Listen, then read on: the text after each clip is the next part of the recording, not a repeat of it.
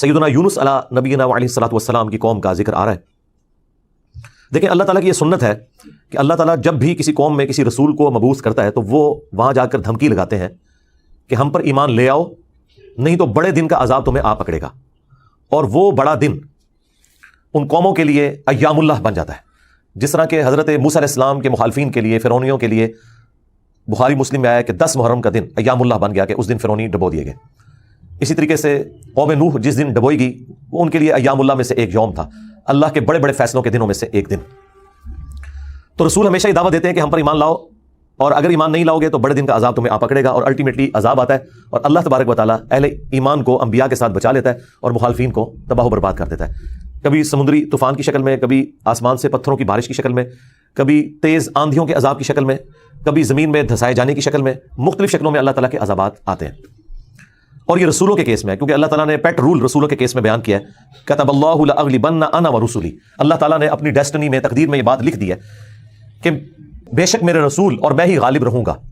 تو ظاہر ہے کہ رسولوں کا غلبہ اسی صورت میں ہوگا کہ جب رسول دھمکی لگانے کے بعد خود قتل نہ ہو جائے بلکہ ان کے مخالفین تباہ ہو جائیں، اور رسولوں کو اور اہل ایمان کو اللہ تعالیٰ بچا لے۔ ایک ایکسیپشنل کیس سیدنا عیسیٰ علیہ السلام کا ہوا ہے کہ اس وقت ان کے مخالفین تباہ و برباد نہیں ہوئے، حضرت عیسیٰ علیہ السلام کو اللہ تعالیٰ نے زندہ آسمانوں پہ اٹھا لیا۔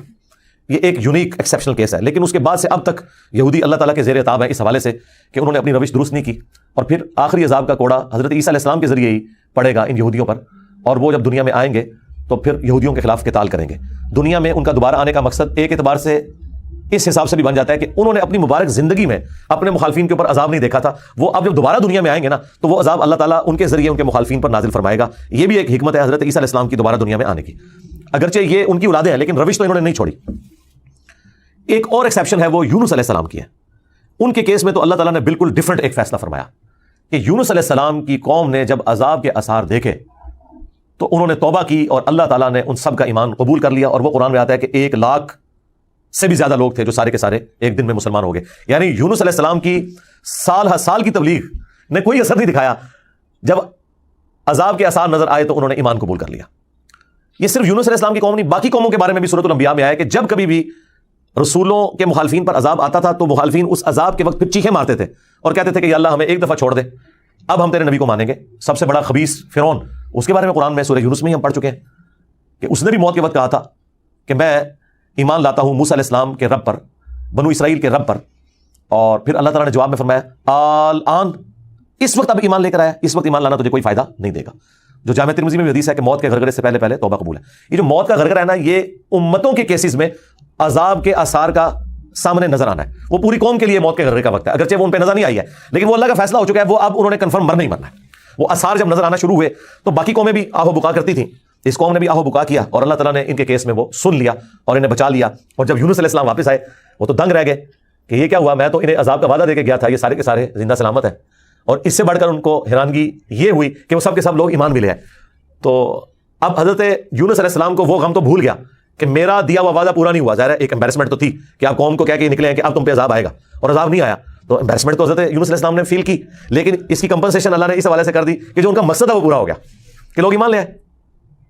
آپ سورۃ الاعراف میں، سورہ ہود میں بھی دیکھیں گے کہ جب کبھی قوموں پر عذاب آتا ہے تو اینڈ پہ وہ قوم کا پیغمبر عذاب دیکھنے کے بعد اپنی قوم سے مخاطب ہو کے کہتا ہے کہ میری قوم، میں نے تو بڑی کوشش کی تھی کہ تمہیں اس عذاب سے بچا لیتا لیکن تم خود گمراہی پر تلے ہوئے تھے۔ تو عذاب کے بعد بھی قوموں کا درد پیغمبروں کے سینے میں رہتا ہے، ایک نیچرل چیز ہے، رقیق القلب ہوتے ہیں نا جو پیغمبر ہوتے ہیں۔ تو یہاں پر جب انہوں نے دیکھا صاحب ایمان لے ہیں تو ظاہر ہے کہ وہ ایک ہیپی اینڈنگ ہوئی ہے۔ کیا ڈراپ سین ہوا ہے۔ میں کبھی بعض اوقات یہ جب حضرت یونس علیہ السلام کی قوم کا واقعہ قرآن میں پڑھتا ہوں نا تو میں بڑی خواہش کرتا ہوں کہ میں جنت میں جا کے یہ منظر دیکھوں کہ وقت کا پیغمبر عذاب کی وہی سنا کے گیا ہے اور لوگ چیخو پکار کر رہے ہیں، اور ایسا یونیک کیس ہو گیا ہے، سمجھ لیں مردے ہی زندہ ہو گئے کہ اللہ تعالیٰ ان کی چیخو پکار سن کے ان کی توبہ بھی قبول کر لیتا ہے، اور پھر یونس علیہ السلام جب واپس آتے ہیں ان کی حیرانگی کیا ہوگی، ٹھیک ہے، کیا ڈراپ سین ہوگا۔ میں کہتا ہوں جی اس طرح کی کوئی ٹریجک فلم نہیں ہو سکتی جو یونس علیہ السلام اور ان کی قوم کی ہے۔ اور وہ کیوں ہوا؟ صرف یونس علیہ السلام سے ایک اجتہادی خطا ہوئی، ہم اسے گناہ نہیں کہتے، وہ خطا ہے، انبیاء خطا کرتے ہیں، لیکن چونکہ وہ اپنی خطا پر قائم نہیں رہتے اور وہ گناہ کے زمرے میں بھی نہیں ہے، غلطی ہے بحیثیت انسان غلطیوں سے پاک اگر ہم پیغمبروں کو کہتے ہیں تو یہ پاک وہ والا نہیں ہے جس طرح اللہ پاک ہے۔ آپ سبحان کا لفظ صرف اللہ کے ساتھ بولتے ہیں، کوئی پیغمبر بھی سبحان نہیں ہے، پرفیکٹ صرف اللہ ہے۔ دیکھیں انسان تو ہے ہی امپرفیکٹ، جب ہم نیند کے محتاج، کھانے پینے کے محتاج، اس کے بعد ٹوائلٹ کے محتاج، اور سب سے بڑھ کر اپنی زندگی کے لیے اپنے رب کے محتاج، تو انسان تو پرفیکٹ ہے ہی نہیں ہے. پرفیکٹ صرف اللہ ہے جو کسی کا محتاج نہیں ہے. غلطیوں سے پاک صرف اللہ ہے, باقی غلطی تو کسی سے ہو سکتی ہے. لیکن پیغمبر کو ہم جو کہتے ہیں نا کہ پیغمبر غلطیوں سے معصوم ہے, عصمت انبیاء کا عقیدہ, اس کا مطلب یہ ہے کہ وہ گناہ نہیں کرتے. خطا بہرحال ان سے ہو جاتی ہے, اور خطا جب ہوتی ہے تو اللہ تعالیٰ ان کی ریمیڈی فرماتا ہے, ان کی اصلاح کرتا ہے. وہ اپنی خطا پر قائم نہیں رہتے, رجوع کر لیتے ہیں, اور جب رجوع کرتے ہیں تو امت کے لیے وہ رول ماڈل ہوتے ہیں. آج کی ڈیٹ میں رسول اللہ صلی اللہ علیہ وآلہ وسلم معصوم ہے کہ اگر زندگی میں کوئی اجتہادی خطا ان سے ہوئی تو اللہ تعالیٰ نے اس کی ریمیڈی فرما دی اور پھر اس غلطی کو معاف کر دیا. وہ گناہ نہیں تھا, یہ ذہن میں رکھیے گا. گناہ اور غلطی میں فرق ہے. گناہ وہ ہوتا ہے کہ جو پوری وعید معلوم ہونے کے باوجود انسان وہ ایکٹیویٹی پرفارم کر لے. اجتہادی خطا یہ ہوتی ہے کہ وہ ایک ایسی صورتحال اس کے سامنے آئے جس میں اس کے سامنے دو آپشن موجود ہوں, اور اس میں سے وہ ایک ایسا آپشن اڈاپٹ کر لے جو اللہ کی مرضی نہ ہو, اور جو اللہ کی مرضی والا آپشن ہے اسے وہ ترک کر دے. اور یہ وہ بدنیتی پہ نہیں کر رہا, اس کی سمجھ میں ہے ہی ہے اس کا آپشن, وہ نافرمانی سمجھ کے نہیں کر رہا. جس طرح نبی علیہ السلام نے کیا, غزوہ بدر کے قیدیوں کو چھوڑ دیا. سورہ محمد میں یہ آیت نازل ہو چکی بھی تھی کہ جب تک فتنہ مکمل طور پر ختم نہیں ہو جاتا آپ نے ان کو قتل کرنا ہے, اپنے مخالفین کو قتال کی آپ کو اجازت دی گئی. سورہ محمد کا نام ہی سورہ قتال ہے. ہاں, جب فتنہ ختم ہو جائے اس کے بعد جو جنگیں ہوں گی نا, اس کے بعد آپ کی مرضی ہے, چاہے تو فدیہ لے کے کافر قیدیوں کو چھوڑ دیں اور چاہے آپ انہیں قتل کریں.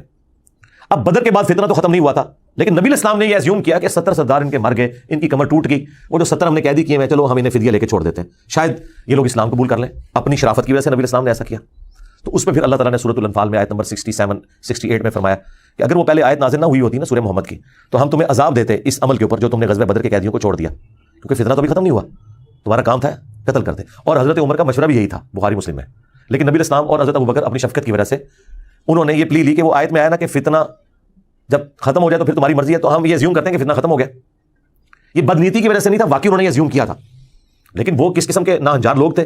حضرت عمر رضی اللہ تعالیٰ نے یہ کنکلوڈ کیا کہ نہیں, یہ اس قابل نہیں, یہ قتل ہونے چاہیے. بہرحال وہ اجتہادی خطا اللہ تعالیٰ نے معاف کی. اس طرح باقی انبیاء کرام کے بارے میں حضرت آدم علیہ السلام کی غلطی کا ذکر ہے. موسیٰ علیہ السلام سے بندہ مر گیا تھا, نوح علیہ السلام نے اپنے کافر بیٹے کے لیے دعا کر دی تھی. حالانکہ آج ایک مسلمان, عام مسلمان کو بھی پتا ہے کہ کافر کی مغفرت نہیں ہو سکتی, تو نوح علیہ السلام کو کیا نہیں پتا تھا. بس وہ وقتی طور پر ایک سمجھ لیں ایک باپ کی حیثیت سے ان کا دل پسیج گیا. انہوں نے کہا یا اللہ تو نے وعدہ کیا تھا مجھ سے کہ تو مجھے اور میرے گھر والوں کو بچائے گا, تو میرا بیٹا بھی تو میرے گھر والا تھا. تو اللہ تعالیٰ نے فرمایا کہ اس چیز کا سوال نہ کر جس کے بارے میں تجھے علم نہیں ہے. بڑا کریٹیکل جملہ تھا, اس میں مسئلہ تقدیر بھی چھپا ہوا ہے. ایک تو سمپل معنی ہے کہ اس بارے میں مجھ سے سوال کیوں کر رہا ہے, تم نے کب یہ ایزیوم کر لیا کہ تمہارے گھر والے اگر کفر کریں گے تو میں انہیں چھوڑ دوں گا. گھر والوں سے مراد وہ گھر والے تھے جو ایمان لے کر آئیں گے. آپ کی بیوی نہیں لائی, ایک بیٹا نہیں لایا, باقی گھر والے لے آئے, ایمان تو بچ گئے. اور دوسرا یہ جو جملہ تھا نا کہ اس چیز کا سوال نہ کر جس کے بارے میں تجھے علم نہیں, سورہ ہود میں آیت نمبر 46 میں, اور اے نوح جاہلوں میں شمار نہ ہو. یہ بڑا سخت جملہ ہے. یہ مسئلہ تقدیر کی طرف اشارہ ہے کہ تجھے نہیں پتا کہ میری تقدیر میں یہ لکھا ہے کہ یہ نبی کا بیٹا ہونے کے باوجود بھی اللہ کے علم میں یہ جہنمی ہے. وہ اللہ تعالیٰ نے اسے جہنمی نہیں بنایا بلکہ اپنے کرتوتوں کی وجہ سے. تو اللہ کی تقدیر کے اوپر تو کسی کا بھی علم نہیں ہے نا جب تک اللہ تعالیٰ مطلع نہ کر دے. یہ بہت کریٹیکل ایشو ہے, اس لیے میں نے الگ سے ایک ویڈیو اس پہ ریکارڈ کروائی ہے. عصمت انبیاء کا عقیدہ, اس کا ٹائٹل ہے انبیاء گناہ نہیں کرتے. یہ ہمیں جو عصمت انبیاء کا عقیدہ بتایا گیا وہ یہ ہے کہ نعوذ باللہ انبیاء کے اندر گناہ کرنے کی حصی نہیں ہوتی. یعنی انبیاء کرام جو ہیں ان کے ساتھ وہ کمزوریاں بشری اٹیچ نہیں ہیں جو باقی انسانوں کے ساتھ اٹیچ ہیں. اگر یہ بات ہوتی تو انبیاء کی فضیلت ہی نہ ہوتی. انبیاء کی فضیلت ہے اس وجہ سے کہ وہ بشری کمزوریوں پر اوور کم کرتے ہوئے اللہ کے خوف کی وجہ سے گناہوں سے بچ جاتے ہیں. ادروائز پھر فرشتوں میں اور انسانوں میں کوئی فرق نہ رہ جائے. تو یہ ہے اصل چیز جو انہیں فضیلت میں لے جاتی ہے عام انسانوں کی نسبت, کہ وہ اللہ کا اتنا خوف رکھتے ہیں کہ وہ گناہوں سے بچتے ہیں. رہی لغزش اجتہادی خطا وہ ہو سکتی ہے. تو میں نے وہ انبیاء گناہ نہیں کرتے اس میں تفصیل کے ساتھ واقعات مختلف قرآن سے بیان کیے. سورہ یوسف میں ہے کہ اس عورت نے یوسف کا قصد کیا, یوسف بھی عورت کا قصد کر لیتا اگر اپنے رب کی برہان نہ دیکھتا. اب اندازہ کریں, اللہ تعالیٰ فرما رہا ہے کہ یوسف علیہ السلام بھی اس برائی میں پڑ جاتے اگر اللہ تعالیٰ انہیں ایک خاص نشانی نہ دکھاتا. وہ قرآن میں تو رپورٹ نہیں ہوئی, اسرائیلی روایتوں میں آتا ہے کہ اللہ تعالیٰ نے اس وقت حضرت یوسف علیہ السلام کو اپنے والد کی شبیہ دکھا دی تھی حضرت یعقوب علیہ السلام کی, اور وہ انگلی سے یوں اشارہ کر رہے تھے کہ یہ کام نہیں کرنا تم نے. یا اس وقت شیطان بھیانک شکل میں انہیں نظر آ گیا کہ یہ شیطان مجھ سے برائی کا کام کروانے لگا. بہرحال کوئی نشانی اللہ نے دکھائی ہے قرآن میں ہے, اور اس کی وجہ سے وہ برائی سے بچے. اس کا مطلب ہے کہ ان میں مادہ موجود تھا لیکن اللہ نے انہیں بچایا ایک نشانی کے ذریعے. تو انبیاء کی اللہ تعالیٰ حفاظت کر لیتا ہے. یونس علیہ السلام سے جو آپ سمجھ لیں اجتہادی خطا جسے ہم گناہ نہیں کہتے وہ یہ ہوئی کہ جب مقررہ وقت کے اوپر قوم یونس ایمان نہیں لے کر آئی تو یونس علیہ السلام نے انہیں کہا کہ اب 3 دن بعد عذاب آ جائے گا. جو اللہ نے وعدہ کیا تھا کہ یہ ان کا سمجھ لیں ٹائم اینڈ ہو رہا ہے, اس ٹائم لائن کے بعد عذاب آنا ہے. لیکن ساتھ یہ ضروری تھا کہ اللہ تعالیٰ کی وحی کا انتظار کرنا ہے اس علاقے کو چھوڑنے سے پہلے. تمام انبیاء جب قوموں کو وحی سناتے ہیں نا تو پھر اللہ تعالیٰ کی وحی کی اجازت کے بعد اس علاقے کو چھوڑتے ہیں. نبی اسلام نے بھی ہجرت دیکھیں اینڈ پہ کی ہے, ایویں نہیں, مطلب آپ خود سے نہیں نکلے, اللہ تعالیٰ کی وحی کے ذریعے نکلے. قرآن میں سورۃ الانفال میں آیا تھا کہ یہ جب کافر کہتے تھے نا کہ ہم پر عذاب کیوں نہیں نازل ہوتا، ہم نبی کا انکار کر رہے ہیں، تو اللہ تعالیٰ نے فرمایا کہ جب تک اے نبی تم ان میں موجود ہو ہم ان کو عذاب نہیں دیں گے۔ اللہ کی سنت ہے کہ جب کبھی کسی قوم کو عذاب دینا ہوتا ہے نا تو اس قوم میں سے انبیاء اور اہل ایمان کو الگ کرتا ہے، پھر باقی کی قوم پر عذاب آتا ہے، اور وہ اللہ تعالیٰ نے نکالا اور غزوہ بدر میں لا کے ڈبویا ان کو، جس طرح فرعونیوں کو اپنے محلات سے نکال کے سمندر میں غرق کیا تھا، مشرکین عرب کو اپنے گھروں سے نکال کر بدر میں ڈبویا صحابہ کرام کی تلواروں کے ذریعے، یہ عذاب استحصال کی ایک قسط ان پر آئی تھی۔ تو یونس علیہ السلام نے اسیوم کیا کہ ظاہر ہے کہ اس کے بعد عذاب تو آنا ہی ہے، لیکن ان کی شان اس سے بلند تھی کہ وہ وہی کا انتظار کیے بغیر نکل گئے۔ بس جب وہ نکلے، جس کشتی میں سوار ہوئے وہ کشتی جو ہے وہ بھنور میں پھنس گئی، اور ان کی اپنی ایک نارمز چل رہی تھیں کہ اگر کشتی بھنور میں پھنس جائے تو یہ اس چیز کی علامت ہے کہ کوئی غلام اپنے آقا کی اجازت کے بغیر بھاگ کر آ گیا۔ پھر وہ قرآن اندازی کرتے تھے، اور جس کے نام قرآن نکلتا تھا اس کو فدیے کے طور پر وہ سمندر میں ڈال دیتے تھے۔ پہلی دفعہ قرآن اندازی کی گئی بیلٹنگ تو حضرت یونس علیہ السلام کا نام نکلا، ان کا نہیں یونس علیہ السلام تو اس طرح ہو ہی نہیں سکتا۔ دوسری بار، تیسری بار، تینوں بار یونس علیہ السلام کا نام نکلا قرآن اندازی میں۔ تو یونس علیہ السلام نے، اچھا قرآن میں اشارتاً اس کا ذکر ہے، اسرائیلی روایتوں میں تفصیل کے ساتھ ہے، لیکن یہ بالکل قرآن میں فٹ ان بیٹھتی ہیں۔ یعنی آپ کو یہ تو بتایا گیا کہ یونس علیہ السلام مچھلی کے پیٹ میں رہے، تو وہ مچھلی کے پیٹ میں پہنچے کیسے تھے؟ مچھلی کے پیٹ تک پہنچنے کے لیے تو آپ کو آپ دوست چاہیے، نیچے ہے مچھلی، اتنی بڑی ویل مچھلی ہے، کوئی چھوٹی مچھلی کے پیٹ میں تو رہ نہیں سکتا بندہ۔ تو وہ حضرت یونس علیہ السلام کو انہوں نے سمندر میں پھینک دیا۔ یونس علیہ السلام نے خود ہی کہا، ان کو کلک کر گیا کہ یہ معاملہ میرے اینڈ پہ ہے، انہوں نے کہا بھائی مجھے پھینکو تم، مجھے سمجھ آ گئی ہے، ذرا فوراً کلک کر گیا کہ معاملہ خراب میرے سے ہی ہو گیا، وہ ان کو سمندر میں پھینک دیا۔ تو اللہ کے حکم سے ایک مچھلی نے انہیں نگل لیا۔ یہ قرآن میں ہے، قرآن میں آگے تفصیل نہیں ہے کہ کتنے دن تک، لیکن تورات میں ملتا ہے کہ 3 دن اور 3 رات تک وہ مچھلی کے پیٹ میں رہے۔ یہ ویسے پبلک مشہور ہے 40 دن، نہیں 3 دن ہے، بس وہی 3 دن، وہ جو 3 دن عذاب آنے تھے نا، وہ 3 دن انہوں نے مچھلی کے پیٹ میں گزارے، اور وہ 3 دن ان کی قوم نے زندگی موت کی کشمکش میں گزارے ہیں کہ ابھی عذاب آیا کہ آیا۔ ٹھیک ہے، توبہ نہیں ہوئی کہ آئی ایم سوری تے توبہ قبول ہو گئی ہے، نہ 3 دن انہوں نے پی کٹی ہے بھائی جی۔ یہاں تو لوگ 1 دن جیل نہیں کاٹ سکتے، 3 دن تک انہوں نے وہ تکلیف کاٹی ہے، پھر اللہ تعالیٰ نے ان کی توبہ قبول کی ہے۔ اور یہاں پہ حضرت یونس علیہ السلام 3 دن تک مچھلی کے پیٹ میں اندھیرے میں، اور دیکھیں اللہ نے ان کو ایسے کلمات سکھا دیے، مختصر تھے، پرفیکٹ تھے، بہترین توبہ، لا الہ الا انت سبحانک۔ سورۃ الانبیاء میں یہ دعا آئی ہے، اے اللہ تیرے سوا کوئی معبود نہیں، اور تو پاک ہے نا، پاک تو غلطی نہیں کر سکتا، انی کنت من الظالمین، بے شک میں ہی ظالموں میں ہوں، میں انسان ہوں، انسان سے غلطی تو ہوگی۔ تو یہ دعا اتنی اللہ کو پسند آئی کہ سورہ الصافات میں ہے کہ یونس اگر مچھلی کے پیٹ میں ہمیں ان الفاظ کے ساتھ یاد نہ کرتے تو پھر مچھلی کے پیٹ سے اسی دن نکالے جاتے جس دن مردے اپنی قبروں سے نکالے جائیں گے، قیامت کے دن تک مچھلی کے پیٹ میں رہتے، یعنی مچھلی کا پیٹ ان کی قبر بن جاتی۔ اتنا غصہ ایک جملے نے ٹھنڈا کر دیا، اور ساتھ اللہ نے فرمایا کذالک ننجی المؤمنین، ہم اہل ایمان کو اسی طریقے سے نجات دیں گے، یعنی جو بھی یونس والے طریقے سے ہماری طرف متوجہ ہوا اسے بھی ہم نجات دیں گے۔ یہ دعا ہمیں اتنی پسند ہے کہ جو ان الفاظ کے ساتھ ہم سے معافی مانگے گا ہم اسے بھی نجات دیں گے۔ جامعہ ترمذی میں حدیث ہے، جو یونس علیہ السلام کی دعا کے ذریعے اللہ کی طرف متوجہ ہوا اللہ تعالیٰ کبھی اسے محروم نہیں لوٹائے گا۔ لا الہ الا انت سبحانک انی کنت من الظالمین، اور جمع کے صیغے سے پڑھیں گے تو لا الہ الا انت سبحانک انا کنا من الظالمین، وہاں تھا انی کنت من الظالمین، یہ ہے انا کنا من الظالمین۔ دونوں طریقے سے آپ دعا مانگ سکتے ہیں، بہترین دعا ہے، یہ اس میں اعظم ہے دعاؤں کی قبولیت کے لیے۔ قرآن میں بھی آیا کذالک ننجی المؤمنین، اور جامعہ ترمذی میں بھی آیا کہ جو اس دعا کے ذریعے اللہ کی طرف متوجہ ہوگا اللہ تعالیٰ اسے محروم نہیں لوٹائے گا۔ لہذا جو جامعہ ترمذی میں حدیث ہے نا کہ اللہ کی حمد اور دروشی پڑھ کے دعا کرو تو قبول ہوتی ہے، تو وہ اللہ کی حمد میں نا آپ اس کو شامل کریں، لا الہ الا انت سبحانک انی کنت من الظالمین۔ یہ اللہ کی بیسٹ حمد بھی ہے اور بیسٹ استغفار بھی ہے، اور ایسا استغفار ہے کہ اللہ کی رحمت کو ٹریگر کرنے والا ہے۔ دیکھیں آپ نے اللہ تعالیٰ کی کس چیز کو ہائی لائٹ کیا ہے کہ یہ اللہ تو پاک ہے، تو غلطی کر نہیں سکتا، اس کی عظمت مان لی، اور پھر ساتھ ہی کہا کہ مجھے تو نے بنائی ایسا ہے کہ میں غلطی کروں گا، تو دیکھ میں کمزور ہوں، میں مان رہا ہوں میں غلطی کروں گا، تو کر بیٹھوں تو معاف کر دینا۔ اس سے بیسٹ انداز نہیں ہو سکتا اپنی غلطیوں پر معافی مانگنے کا۔ تو یہ حرز جام بنائیں، لا الہ الا انت سبحانک انی کنت من الظالمین۔ یقین کریں یہ دعا آپ کے سامنے یونس علیہ السلام ہو، مچھلی کا پیٹ، گپ اندھیرا، 3 دن 3 رات، دنیا میں کوئی آ کے آپ کو ریسکیو نہیں کر سکتا، اور موت سامنے نظر آ رہی ہے۔ حضرت یونس علیہ السلام اسی طریقے سے بچے جیسے مردہ کو زندہ ہو جائے، اور یہاں لوگ کہتے ہیں بڑا گرم ذکر ہے جی، خوشبو لا کے کرنا چاہیے اور صاف ستھری جگہ۔ بھائی جس نے یہ کیا تھا اس سے زیادہ تعفن والی جگہ کوئی نہیں تھی، مچھلی کا پیٹ۔ یہ تو چلتے پھرتے، نہ اس کے لیے وضو ہونا شرط ہے، نہ اس کے لیے غسل ہونا شرط ہے، اس کے لیے صرف ایک نیک نیتی کے ساتھ اللہ کی طرف متوجہ ہونا شرط ہے کہ آپ مان لیں کہ آپ کمزور ہیں، طاقتور وہ ہے، آپ غلطی کریں گے وہ غلطی نہیں کرتا، آپ معافی مانگیں گے وہ معافی دینے والا ہے۔ اللہ بھی التواب ہے اور بندے بھی توبہ کرنے والے ہیں۔ اللہ کی توبہ یہ ہے کہ جب آپ اللہ کی طرف رجوع کرتے ہیں، توبہ کا مطلب ہوتا ہے رجوع لانا، تو اللہ آپ کی طرف رجوع لے آتا ہے۔ جو بخاری مسلم میں حدیث ہے کہ جو شخص توبہ کر کے اللہ کی طرف رجوع لاتا ہے تو اللہ کو اس شخص سے زیادہ خوشی ہوتی ہے کہ جو اکیلا ریگستان میں ہو، اچانک اس کی سواری غائب ہو جائے اور وہ اپنی موت کا انتظار کرنا شروع کر دے، اور پھر تھوڑی دیر بعد وہ سواری واپس آ جائے جس پہ اس کا سامان لدا ہوا ہے، اسے نئی زندگی ملے اور وہ اتنا خوش ہو کہ اس کی زبان سے نکل جائے اے اللہ تو میرا بندہ میں تیرا رب، من شدت الفرح، خوشی کی شدت کی وجہ سے، حالانکہ اس نے یہ کہنا تھا کہ اللہ میں تیرا بندہ تو میرا رب. اس سے زیادہ اللہ تعالیٰ کو خوشی ہوتی ہے جو بندہ رجوع لے آتا ہے. تو یونس علیہ السلام کی دعاؤں کو آپ اپنے استغفار میں، اپنی صبح و شام کے اذکار میں، ہر جگہ اپنے تشہد کے اندر اس دعا کو پڑھا کریں. یہ بڑے بڑے مشکلوں کو آسان کر دیتی ہے. یار آپ دیکھیں ایک بندے کو اپنی موت سامنے نظر آ رہی ہے اور اس موت میں سے اسے زندگی مل جائے، بس جب آپ نا امیدی کے اینڈ پر پہنچے ہوں اور آپ کو کوئی امید نظر نہ آئے تو آپ یہ پڑھیں لا الہ الا انت سبحانک انی کنت من الظالمین. انشاءاللہ تعالی اللہ تعالیٰ اس مشکل میں بھی کوئی نہ کوئی ایسی راہ نکال دے گا جو آپ نے گمان بھی نہیں کبھی کی ہوگی. بہرحال وہ 3 دن اور 3 رات کے بعد یونس علیہ السلام کو مچھلی نے ساحل پر ڈال دیا. اب ان کا جسم کافی ڈیمیج ہو چکا ہوا تھا. قرآن میں آیا کہ ان کے لیے اللہ تعالیٰ نے کدو کی بیل اگا دی جو ان کے اوپر سایہ کی ہوئی تھی، کیونکہ بالکل لاغر ہوئے تھے وہ، اور پھر دھوپ سے بچاؤ کے لیے وہ بیل بھی ان کو چاہیے تھی. پھر سسٹین ہوئے، جب واپس اپنی قوم میں آئے تو دیکھا کہ جناب سارے رفع دین نمازاں پڑھ رہے ہیں. انہوں نے کہا پوری زندگی بخاری مسلم کی حدیثیں دکھائیاں، انہیں رفع دین نہیں شروع کیتا، اچانک کیا ہو گیا؟ یعنی وہ سارے کے سارے مان لیں. یہ میں آج کے دور میں ٹرانسلیٹ کر رہا ہوں. پھر کہنے کے کتنے لکھے ہیں سرکار، دیکھیں اللہ تعالیٰ ہر دور میں اپنے بندے بھیجتا ہے جو اس دور کی لینگویج میں ان کو بات سمجھاتے ہیں. تو انہوں نے دیکھا بھی انقلاب ہی کہاں سے آ گیا، سارے اونچی آمین کہہ رہے ہیں، سارے رفع دین سے نماز پڑھ رہے ہیں، سارے نے جڑے اپنی شروانیں جھونک لیاں نے، کیا ہو گیا؟ تو پتہ چلا کہ جناب اللہ تعالیٰ نے معاف کر دیا ان کو. اور یہ ایک ایسا ایکسیپشنل واقعہ ہے جو اللہ تعالیٰ کی پوری بنائے ہوئے پلان کے اندر، پوری ڈیسٹنی میں، پوری انسانی تاریخ میں اور کسی کے لیے نہیں ہوا. اس خاص واقعے کی وجہ سے ہی اس سورت کا نام سورہ یونس ہے. اگرچہ یونس علیہ السلام کا ذکر آپ نے دیکھ لیا، بس یہ اتنا سا ہی آ رہا ہے. یہ باقی پورے واقعات قرآن میں سکیٹرڈ فارم میں ہیں. سورہ ہود سے میں نے بیان کیا، سورۃ الاعراف، باقی صورتوں سے جوڑ کے آپ کو ایک جگہ پوری پکچر بتائی ہے. حالانکہ عام بندے سے پوچھے نا کہ سورہ یونس میں کیا ہوگا تو وہ یہ بتائیں گے آپ کو کہ سورہ یونس میں یہ لکھا ہوا ہوگا کہ حضرت یونس علیہ السلام کتنے خوبصورت تھے، ان کی زلفوں کا رنگ کیا تھا، ان کے ماں باپ کہاں رہتے تھے، وہ کہاں پیدا ہوئے، کہاں فوت ہوئے. عام آدمی تو یہ سمجھ رہا ہوگا. حالانکہ سورہ یونس کا جو مرکزی ٹاپک ہے نا وہ توحید ہے، ٹوٹل توحید. اور اس میں حضرت یونس علیہ السلام بھی فٹ ان بیٹھ رہے ہیں. کیوں؟